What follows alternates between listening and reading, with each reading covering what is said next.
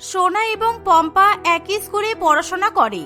তারা দুজনেই ভীষণ সরল এবং বোকা প্রকৃতি ছিল। তাই সবসময় সোনা এবং পম্পা তাদের শিক্ষক শিক্ষিকাদের কাছে বকা খায়, কিন্তু তবুও তাদের বোকামি আর শোধরায় না। যেহেতু দুই বান্ধবীর বোকামিতে জুড়ি মেলা ভার, সেই কারণে তারা দুজনেই একমাত্র দুজনের প্রিয় বান্ধবী ছিল। অন্য কোনো ছাত্রীরা তাদের সঙ্গে মিশতে চায় না। একদিন ইতিহাস শিক্ষিকা সোনালী ম্যাডাম তাদের ক্লাস নিতে আসে। আজকে আমি তোমাদের সবাইকে 14ই আগস্ট আর 15ই আগস্টের গুরুত্বপূর্ণ কিছু বিষয় পড়াবো। তার আগে তোমরা আমাকে বলো তো যে 14ই আগস্ট আর 15ই আগস্ট আমাদের দেশের জন্য কেন এত বিখ্যাত? সেই সময় সোনালী ম্যাডামের প্রশ্নের উত্তর দেওয়ার জন্য প্রথমে সোনা হাত তুলে দাঁড়িয়ে পড়ে। এরকম বোকা ছাত্রীকে উত্তর দেওয়ার জন্য দাঁড়িয়ে থাকতে দেখে সকলেই ভীষণ পরিমাণে হেসে ওঠে, কিন্তু তাতে অবশ্য সোনার কিছু যায় আসে না। ম্যাম, 14ই আগস্ট হলো আমার জন্মদিন আর 15ই আগস্ট হলো আমার প্রিয় বান্ধবী পম্পার জন্মদিন। সেই জন্য এই দুটো দিন অনেক অনেক বিখ্যাত, কারণ আমাদের বাবা মা শুধু এই দুটো দিনেই আমাদেরকে কেক কাটতে দেয়, আর আমরা যা উপহার চাই সেই উপহারও আমাদেরকে কিনে দেয়। সোনার এরকম উত্তর শুনে সোনালী ম্যাডামের মাথায় হাত পড়ে যায়, কারণ সে ইতিহাসের পরিপ্রেক্ষিতে উক্ত দুটো দিনের প্রশ্ন জিজ্ঞাসা করেছে, আর সোনার মাথার ত্রিসীমানায় সেই প্রশ্নের তাৎপর্য ঢোকেনি। সোনালী ম্যাডাম ভালো করে জানে সোনা ভীষণই বোকা ছাত্রী, তাই সে সোনাকে আর বকাবকি না করে নিজের প্রশ্ন ঘুরিয়ে দেয়। এবার সে একটু অন্যরকমের প্রশ্ন করার চেষ্টা করে। আচ্ছা, তোমাদের মধ্যে কে বলতে পারবে যে আমাদের দেশ প্রথম কবে স্বাধীন হয়েছিল? এবার আশা করি তোমাদের কোনো উত্তর দিতে সমস্যা হবে না, কারণ এর থেকে ইতিহাসের সোজা প্রশ্ন আর কিছুই হতে পারে না। সোনালী ম্যাডামের মুখে এরকম প্রশ্ন শুনে পম্পা সেই মুহূর্তে দাঁড়িয়ে পড়ে, কারণ তার প্রিয় বান্ধবী সোনা উত্তর দিয়েছে, তাই তাকেও এবার উত্তর দিতে হবে। এই ভেবে সে উত্তর দেওয়ার জন্য শটাং করে দাঁড়িয়ে পড়ে। ম্যাডাম, এটা আপনি কেমন প্রশ্ন করলেন? কারণ আমাদের দেশ যখন প্রথম স্বাধীন হয়েছিল তখন আমরা কেউ জন্ম নিইনি, এমনকি আমাদের দাদু, বড় দাদু আর আমাদের মা বাবাও জন্মায়নি, তাই এই প্রশ্নের উত্তর আমরা কি করে দেব? সোনা এবং পম্পার এরকম বোকা বোকা উত্তর শুনে সকল ছাত্রছাত্রীরা হো হো করে হাসতে থাকে। তারা সবাই মিলে সোনা এবং পম্পাকে নিয়ে মজা করতে থাকে। সোনালী ম্যাডাম তার ক্লাসে এরকম বোকা বোকা উত্তর শুনে দুই বোকা ছাত্রীকেই কান ধরে দাঁড় করিয়ে দেয়। তোমাদের দুজনের জন্য আমি নিজে এবার ইতিহাস ভুলে যাব। এবার থেকে আমি যখন ক্লাস করাতে আসবো তখন তোমরা দুজনে আমার ক্লাসে থাকবে না। আমি আসার আগেই ক্লাসের বাইরে গিয়ে কান ধরে দাঁড়িয়ে পড়বে যত সব বোকা বাজি ছাত্রী। সোনালী ম্যাডাম সোনা এবং পম্পাকে যা নয় তাই বলে ক্লাস থেকে বের করে দেয়। দুই বান্ধবী নিজেদের বোকামির জন্য স্কুলের বুকে এভাবেই প্রসিদ্ধ হয়ে ওঠে। কোনো শিক্ষক কিংবা শিক্ষিকা ভয়ের চোটে দুই বান্ধবীর সঙ্গে কথা বলতে চায় না, কিন্তু দুই বান্ধবী একেবারেই নিজেদেরকে বোকা বলে মনে করে না। তারা দুজনে নিজেদের মধ্যে নিজেরাই মগ্ন থাকে।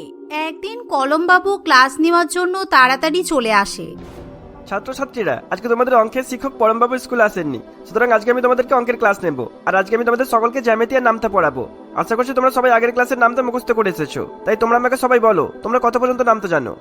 নামতার কথা শুনে বোকা সোনা এবং পম্পার উত্তর দেওয়ার জন্য মুখ সুরসুরিয়ে ওঠে।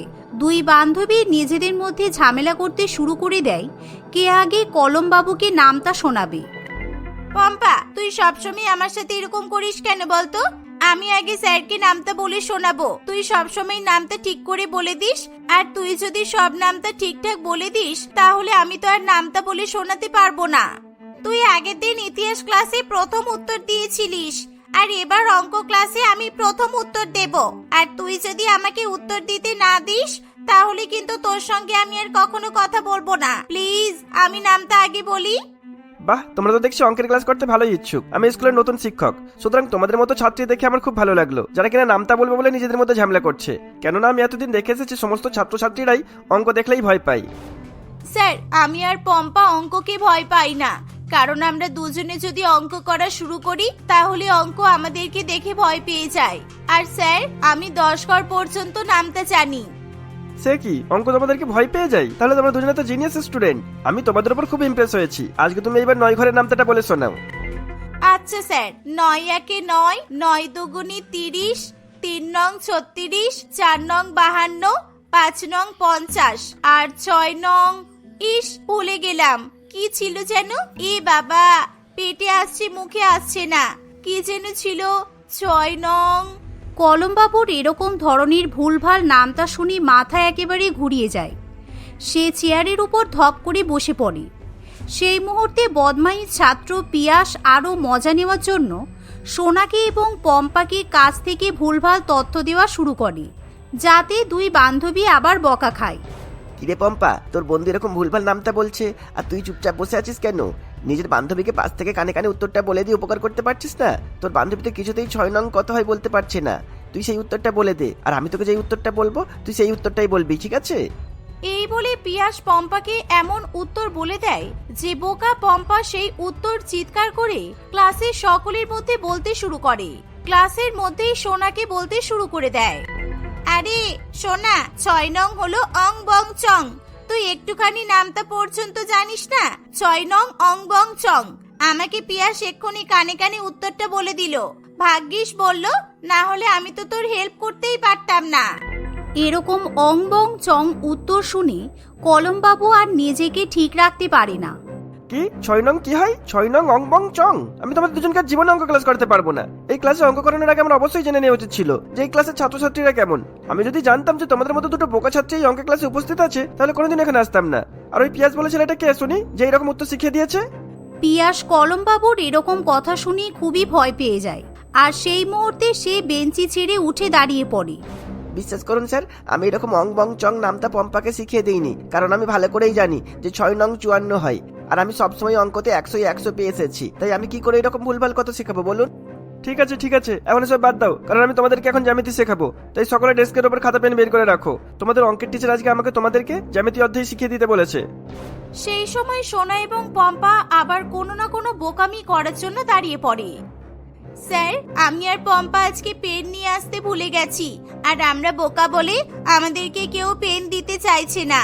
আপনি আমাদেরকে 2টো পেনের ব্যবস্থা করে দিন না স্যার, না হলে আমাদের আর জ্যামিতি শেখা হবে না। তোমাদের কাছে পেন নেই তাতে আমি কি করব? আর তোমরা এত বোকা বলেই তোমাদের কোনো বন্ধু বান্ধবীরা কিছুতেই কোনো কিছু তোমাদের দিতে চাই না। সুতরাং তোমরা যেখান থেকে পারো সেখান থেকে পেন নিয়ে আসো, আর পেনের ব্যবস্থা যদি না করতে পারো তাহলে ক্লাসের বাইরে বেরিয়ে যাও। যেই কলমবাবু যেখান থেকে খুশি পেন নিয়ে আসার কথা বলে, ঠিক তখনই সোনা এবং পম্পা দৌড়ে গিয়ে কলমবাবুর হাত ধরে টানাটানি করতে শুরু করে। কারণ অঙ্কের শিক্ষকের নাম যেহেতু কলম, আর কলম মানে পেন, তাই বোকা দুই ছাত্রী কলমবাবুকে ধরে টানাটানি করে। এভাবে কলমবাবুকে ধরে বেঁধে পেন বানিয়ে কোন বোকা ছাত্রী জ্যামিতি করবে সেই নিয়েও সোনা এবং পম্পার মধ্যে ঝামেলা বাঁধে। কলমবাবু এই কথা শুনে পাগল হয়ে যায়। সে কিছুতেই দুই বোকা বান্ধবীর পেন হতে চায় না। ফলে সে ছেড়ে দিয়ে মা কেঁদে বাঁচি বলে ক্লাস থেকে বাপ বাপ বলে দৌড়ে পালিয়ে যায়। কলমবাবু আর জীবনেও সেই বোকা দুই স্কুল ছাত্রীর ক্লাসে গিয়ে অঙ্ক করানোর সাহস পায় না। এভাবে স্কুলের প্রত্যেকের মুখে মুখে দুই বোকা বান্ধবীর ব্যবহার ছড়িয়ে পড়ে। এমনকি প্রিন্সিপাল ম্যাডাম সুচরিতার কান পর্যন্ত সেই খবর চলে যায়। সুচরিতা ম্যাডাম দুই বান্ধবীর বাবা এবং মায়ের গার্জেন কল করে। আপনাদের দুই বোকা মেয়ের জন্য আমার স্কুল চালানো একেবারে দুষ্কর হয়ে উঠেছে, কারণ সমস্ত টিচাররাই ক্লাসে গিয়ে পড়াতে ভয় পাচ্ছে। আপনাদের মেয়েদের এত বড় সাহস যে দুজনে মিলে অঙ্ক টিচারকে পেন বানিয়ে জ্যামিতি করতে চেয়েছে। বোকামির একটা সীমা থাকা দরকার। এরপরে যদি আপনাদের মেয়েরা না শোধরায় তাহলে কিন্তু ওদের দুজনকে স্কুল থেকে বের করে দিতে বাধ্য হব। না না ম্যাডাম, এরকম করবেন না। আসলে দুই বান্ধবী খুবই সরল, তাই ওরা এরকম করে ফেলেছে। আমরা ওদের দুজনকে অনেক অনেক বকাবকি করব, যাতে ওরা আর কখনো এরকম খারাপ কাজ না করে। এইভাবে দুই বোকা বান্ধবীর বাবা মা তাদেরকে অনেক অনেক বকাবকি করে, কিন্তু তাতেও কোনো কাজ হয় না। আর কাজ না হওয়ার চরম উদাহরণ হয়ে দাঁড়ায় যেদিন প্রিয়তোষ বাবু স্কুলের ইন্সপেকশন করতে আসে। দেখো বাচ্চারা, আজকে স্কুল কাউন্সিলের হেড প্রিয়তোষ বাবু স্যার আমাদের স্কুলের সায়েন্স বিষয়ের ইন্সপেকশন করতে আসবে। সুতরাং তোমাদেরকে যা যা প্রশ্ন করবে সেই সকল প্রশ্নের উত্তর সঠিক সঠিক করে দেবে কিন্তু। আর দয়া করে সোনা আর পম্পা, তোমরা কোনো রকম উত্তর দেওয়ার চেষ্টা করবে না বলে দিলাম, তা নাহলে কিন্তু খুব খারাপ হয়ে যাবে। এই বলে কলমবাবু সেখান থেকে চলে যায়। কিছুক্ষণ পর প্রিয়তোষ বাবু ক্লাস 1 থেকে 3 পর্যন্ত ইন্সপেকশন করে ক্লাস 4-এ সায়েন্স বিষয়ে ইন্সপেকশন করতে চলে যায়। সে অনেক রাগী প্রকৃতির হওয়ায় সেখানে যাওয়া মাত্রই নানান রকম কঠিন কঠিন প্রশ্ন করা শুরু করে দেয়। আচ্ছা স্টুডেন্ট, তোমরা বলো তো যে বল কাকে বলে? যেই প্রশ্নের সঠিক উত্তর দিতে পারবে তাকে আমাদের কাউন্সিলের তরফ থেকে স্কলারশিপও দেওয়া হবে। দেখি কে বলতে পারে। স্কলারশিপের কথা শুনে সোনা এবং পম্পা লাফিয়ে ওঠে। আর বিজ্ঞান বিষয়ে প্রশ্ন হবে সেই প্রশ্নের উত্তর দুই বোকা বান্ধবী দেবে না তা কখনো হতেই পারে না। এবার পম্পা প্রথমে তাড়াতাড়ি করে উত্তর দেওয়ার জন্য হাত তুলে দাঁড়িয়ে পড়ে, কিন্তু প্রিয়তোষ বাবু যেহেতু জানেন না যে পম্পা ভীষণই বোকা, তাই সে তাকে উত্তর দেওয়ার সুযোগ করে দেয়। স্যার, আমরা বাড়িতে যেই লাইট চালাই তাকে বাল্ব বলে। এবার স্যার আমাকে স্কলারশিপ দিন, আমি তো ঠিকঠাক উত্তর দিলাম। কি? আমি তোমাদেরকে বাল্বের প্রশ্ন কখন জিজ্ঞেস করেছি? আমি জিজ্ঞাসা করেছি বল কাকে বলে, মানে ফোর্স। তুমি তো দেখছি বল আর বাল্বের মধ্যে পার্থক্যই বোঝো না, আবার স্কলারশিপ চাইতে আসছো। চুপ করে নিজের জায়গায় গিয়ে বসে পড়ো। আর কে বলতে পারবে বলো বল কাকে বলে? এবার উত্তর দেওয়ার জন্য দাঁড়াই সোনা, আর সে মুখে মুখে উত্তর দেয় না। সোনা একেবারে প্র্যাকটিক্যালের মাধ্যমে প্রিয়তোষ বাবুর সামনে বলের সংজ্ঞা বুঝিয়ে দেয়। সোনা জোর করে পিয়াসের হাত ধরে টেনে বাইরে নিয়ে আসে। সে সজোরে পিয়াসের পেছনে একটা কষিয়ে লাথি মারে। এমন আকস্মিক লাথি খেয়ে পিয়াস বাবা গো মা গো বলে চিৎকার করে ওঠে। স্যার, আমি যে বল দিয়ে পিয়াসকে জোরে লাথি মারলাম সেটাই হলো সায়েন্সে ফোর্সের সংজ্ঞা। এবার আমাকে স্কলারশিপ দিন, আমি একেবারে আপনাকে প্র্যাকটিক্যাল করে দেখালাম, তাই আশা করি আমার উত্তরে আর কোনো ভুল নেই। প্রিয়তোষ বাবু কি উত্তর দেবে কিছুই বুঝতে পারে না। সে সোনা এবং পম্পার উপর ভীষণ পরিমাণে রেগে যায়, কারণ সে তার ইন্সপেকশনের জীবনে কোনোদিনও এরকম বোকা ছাত্রী দেখেনি, তাও আবার একজন নয় দুজন বোকা ছাত্রী। হ্যাঁ, নিশ্চয়ই তোমাদেরকে স্কলারশিপ দেবো। তার আগে তোমাদের দুজনকে আমি একটু গতির সংজ্ঞা বুঝিয়ে দেবো। এই যে দেখছো আমার হাতের তালু, আর এই যে তোমাদের দুজনের গাল, আমার এই হাতের তালু যখন তোমাদের দুজনের গালে গিয়ে থাপ্পড় মারবে সেটাই হবে গতি, বুঝেছো? এই বলে প্রিয়তোষ বাবু সোনা এবং পম্পাকে রাগের চোটে থাপ্পড় মেরে দেয়। কিন্তু এখন যেহেতু সরকারের পক্ষ থেকে নিয়ম করা হয়েছে যে ছাত্রছাত্রীদের গায়ে কোনো শিক্ষক শিক্ষিকা হাত তুলতে পারবে না, তাই দুই বোকা বান্ধবীর সঙ্গে সঙ্গে তাদের প্রিন্সিপাল ম্যাডামের কাছে গিয়ে প্রিয়তোষ বাবুর নামে কমপ্লেন করে। সুচরিতা দেবী প্রিয়তোষ বাবুর এমন কাজে মনে মনে খুশি হলেও শেষ পর্যন্ত তাকে দুই বোকা বান্ধবীর পক্ষই নিতে হয়। প্রিয়তোষ বাবু নিজের মনে নিজেই প্রতিজ্ঞা করে যে সে কখনো আর সেই স্কুলে কাউন্সিল ইন্সপেকশন করতে আসবে না। সে স্কুল থেকে তৎক্ষণাৎ পালিয়ে যায়। কিন্তু থাপ্পড় মারার ফলে একটা জিনিস ভালো হয় যে সোনা আর পম্পা কখনো মার খাওয়ার ভয়ে বোকামি করার সাহস পায় না। স্যারের হাতে থাপ্পড় খেয়ে দুই বোকা স্কুল ছাত্রীর বুদ্ধি খুলে যায়। এই যে দাদা, শুনছেন? তেঁতুলতলা যাবেন? হ্যাঁ যাব, 100 টাকা লাগবে। 100 টাকা? তেঁতুলতলা তো কাছেই, এইটুকু যাওয়ার জন্য 100 টাকা চাইছেন কেন আপনি? 100 টাকা অনেকটাই বেশি, একটু কম করুন, 70 টাকা নিন। আপনি এক কাজ করুন, তাহলে 11 নম্বর গাড়ি করে চলে যান, 1 টাকাও খরচ হবে না, একদম ফ্রি। 11 নম্বর গাড়ি বলতে কোথায় পাবো গাড়িটা? 11 নম্বর গাড়ি মানেও বোঝেন না? আমি বললাম পায়ে হেঁটে চলে যান। এখানে দেখছেন না কতগুলো অটো দাঁড়িয়ে আছে, 70 টাকায় কেউ যাবে না, বুঝলেন? কমলেশ বাবু অন্য কোনো অটোওয়ালার কাছে যাবে কি তখনই একটা ভাঙাচোরা অটো থেকে একজন মহিলা অটো চালক নেমে আসে। তাকে দেখে কমলেশ বাবু খুব অবাক হয়। কোথায় যাবেন বাবু? বসুন, আমি নিয়ে যাচ্ছি। সে তো ঠিক আছে, আগে কত নেবে বলো, আমি তেঁতুলতলা যাব। 50 টাকা দেবেন বাবু, উঠুন এবার, বসে পড়ুন। কমলেশ বাবু মোহিনীর অটোতে উঠে বসে পড়ে। একজন মহিলা হয়ে মোহিনীকে অটো চালাতে দেখে কমলেশ বাবু খুব বিস্মিত হয়ে তাকে জিজ্ঞাসা করে, আচ্ছা দিদি, একটা কথা জিজ্ঞাসা করব? আপনি মহিলা হয়ে অটো চালাচ্ছেন না? মানে আমি প্রথমবার কোনো মেয়েকে অটো চালাতে দেখলাম আর কি। কি করব বাবু, আমি তো গ্রামে তরমুজ বিক্রি করি, আগে আমার স্বামী এই অটোটা চালাতো। মোহিনী অটো চালাতে চালাতে তার জীবনের কথা বলতে শুরু করে। আসলে মোহিনী নৈপুকুর নামক জায়গায় তার স্বামী মদন এবং এক মেয়ে চুমকির সঙ্গে বাস করত। মদন বাবু অটো চালিয়ে সংসার চালাতো। তাদের মেয়ে পড়াশোনায় খুব ভালো ছিল, তাই তার বাবা মা অনেক কষ্টে তাকে পড়াশোনা করাতো। সে সবসময় ক্লাসে ফার্স্ট হতো। মদনের ইচ্ছা ছিল তার মেয়েকে সে ডাক্তার তৈরি করবে, কিন্তু একদিন এক অ্যাক্সিডেন্টের ফলে সে মারা যায়। মোহিনী তার মেয়েকে নিয়ে অসহায় হয়ে পড়ে। তাদের দেখার মতো কেউ ছিল না। তাদের সম্বল বলতে একটা খুব ছোট তরমুজের ক্ষেত ছিল। মোহিনী তাদের ক্ষেতের জমি থেকে তরমুজ তুলে বিক্রি করা শুরু করেছিল, কিন্তু গ্রামের লোকেরা খুব একটা তরমুজ না খাওয়ায় তার ইনকাম খুবই কম ছিল। তার মেয়ের পড়াশোনার খরচ চালানোর জন্য শেষ পর্যন্ত মোহিনী তরমুজ বিক্রি করার পাশাপাশি অটো চালাতে শুরু করে, কিন্তু তার অটো একদম ভাঙাচোরা পুরানো হওয়ায় কেউ তার অটোতে বসতেও চাইতো না। বুঝলাম, শুনে খুব খারাপ লাগলো। কিন্তু দিদি একটা কথা, ওখানে সব অটোওয়ালাই অনেক বেশি বেশি ভাড়া চাইছিল, কিন্তু আপনি এত কম ভাড়া চাইলেন কেন?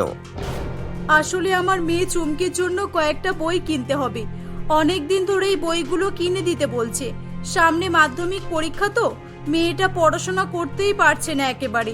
তাই আজকে আমি একটা প্যাসেঞ্জারকেও ছাড়বো না বলে ভাড়া কম করেই নিচ্ছি।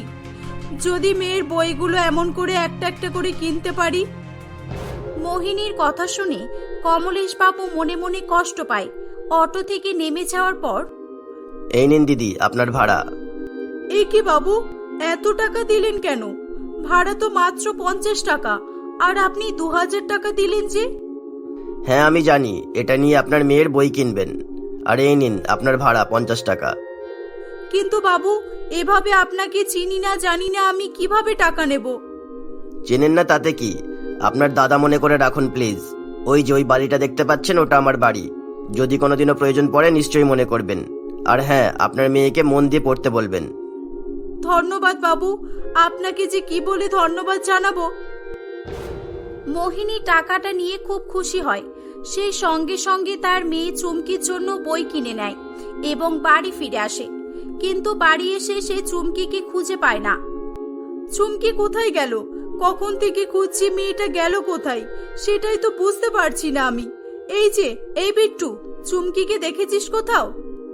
হ্যাঁ, ও তো বাজারে তরমুজ বিক্রি করছে দেখলাম, সেই সকাল থেকেই বাজারে বসে আছে। মোহিনী দেবী এটা শুনে অবাক হয়ে যায় এবং সে বাজারের দিকে ছুটে যায়। সে দেখে যে চুমকি মন খারাপ করে কয়েকটা তরমুজ নিয়ে বসে আছে। চুমকি, এটা তুই কি করছিস মা? তুই তরমুজ বিক্রি করতে এলি কেন? তুই কি পাগল হয়ে গেছিস? তুই পড়াশোনা না করে এসব কি শুরু করেছিস? কি করব মা, তুমি আমার জন্য সারাদিন এত কষ্ট করো, সকাল থেকে সন্ধে পর্যন্ত অটো চালাও, বাড়ি ফিরে এসে সন্ধেবেলা আবার তরমুজ বিক্রি করতে বেরিয়ে পড়ো, আর আমি সারাদিন বাড়িতে বসে থাকি। তাই আমি আজ থেকে ঠিক করেছি আমরা দুজনে মিলেই কাজ করব, তাহলে আমরা অনেক টাকা পাবো, আর আমার বই কেনাও হয়ে যাবে। আমি ভালো করে পড়াশোনাও করতে পারবো। চুমকির কথা শুনে মোহিনীর চোখে জল চলে আসে। না মা, না, তোর এসব করার কোনো প্রয়োজন নেই। আমি তোর বই কিনে এনেছি। উপরওয়ালার দয়ায় একজন ভালো মানুষ আমাদের সাহায্য করেছে। যা মা, তুই ঘরে যা, বাড়ি গিয়ে পড়তে বস। দেখবি টেবিলের উপর বইগুলো রাখা আছে। মা, তুমি সত্যি বলছো? আমার জন্য বই কিনে এনেছো তুমি? ঠিক আছে মা, আমি তাহলে বাড়ি যাচ্ছি। চুমকি এই বলে বাড়ি চলে আসে। মোহিনী তরমুজ বিক্রি করতে শুরু করে। এই যে তরমুজ কত করে দিচ্ছ? 100 টাকা কেজি করে দিচ্ছি, আপনি নিন, একটু দাম কম করে দেব। এভাবেই সময় কাটতে থাকে। চুমকি মন দিয়ে পড়াশোনা করতে থাকে, আর মোহিনী তার মেয়ের ভবিষ্যতের কথা ভেবে দিন রাত পরিশ্রম করত। দেখতে দেখতে মাধ্যমিক পরীক্ষাও চলে আসে। চুমকির সবকটা পরীক্ষাই খুব ভালো হয়েছিল। চুমকি তাদের এলাকার মধ্যে সবচেয়ে বেশি নম্বর পায় এবং তার ছবি নিউজ পেপারেও ছাপানো হয়। আজকে আমি অনেক খুশি হয়েছি, অনেক খুশি। আমার মেয়ে আমার মুখ উজ্জ্বল করেছে। আমি আজকে আমার প্যাসেঞ্জারদের ফ্রিতে তরমুজ খাওয়াবো। চুমকি, মা আমার অটোতে কয়েকটা তরমুজ তুলে দে মা। ঠিক আছে মা, আমি তুলে দিচ্ছি। মোহিনী তরমুজগুলো নিয়ে বেরিয়ে পড়ে। সে খুশি মনে সবাইকে ফ্রিতে তরমুজ খাওয়াতে থাকে। তখনই তার কমলেশ বাবুর সঙ্গে দেখা হয়। দিদি আপনি, অনেকদিন পর দেখা হলো। মেয়ের কি খবর? এ কি, আজকে অটোতে তরমুজ রাখা কেন? অটো করে তরমুজ বিক্রি করছেন নাকি আপনি? না বাবু, আসলে আমার মেয়ের মাধ্যমিক পরীক্ষার রেজাল্ট বেরিয়েছে। ও অনেক ভালো নম্বর পেয়েছে। এই দেখুন না, পেপারে ওর ছবিও দিয়েছে। সকলকে মিষ্টি খাওয়ানোর সামর্থ্য আমার নেই ঠিকই, কিন্তু আমি আমার খেতে চিনির চেয়েও মিষ্টি তরমুজ খাইয়ে সকলের মুখ মিষ্টি করছি। আপনিও খান না। এটা শুনে কমলেশ বাবু অনেক খুশি হয়। বাহ, এটা তো খুবই খুশির খবর। আমি একবার আপনার মেয়েকে দেখতে চাই, একবার কি দেখা করানো যাবে? হ্যাঁ বাবু, নিশ্চয়ই। আমার মেয়েও তাই বলছিল, আপনার জন্যই আজও এত ভালো নম্বর পেয়েছে।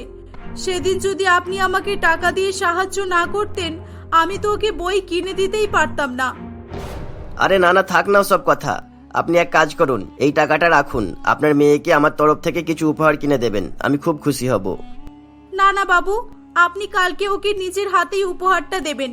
কালকে আপনি আপনার পরিবারের সবাইকে নিয়ে আমাদের বাড়িতে আসবেন। আপনাদের সবার নিমন্ত্রণ রইল, আমি কালকে আপনাদের নিতে আসব। এই বলে মোহিনী বাড়ি ফিরে যায়। চুমকি মা, কালকে বিরিয়ানি বানাবি তো?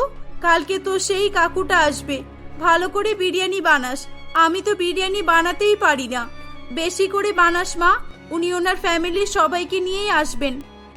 ঠিক আছে মা, তুমি চিন্তা করো না, তুমি বিরিয়ানি বানানোর প্রয়োজনীয় জিনিসগুলো এনে দিও। পরের দিন মোহিনী কমলেশ বাবু এবং তার স্ত্রী ও ছেলে মেয়েদের সঙ্গে করে নিয়ে আসে। সকলে মিলে চুমকিকে অভিনন্দন জানায় এবং তার হাতে কিছু উপহারও তুলে দেয়। চুমকি, এনাদের এবার খেতে দে মা। চুমকি রান্নাঘর থেকে কয়েকটা তরমুজ নিয়ে আসে।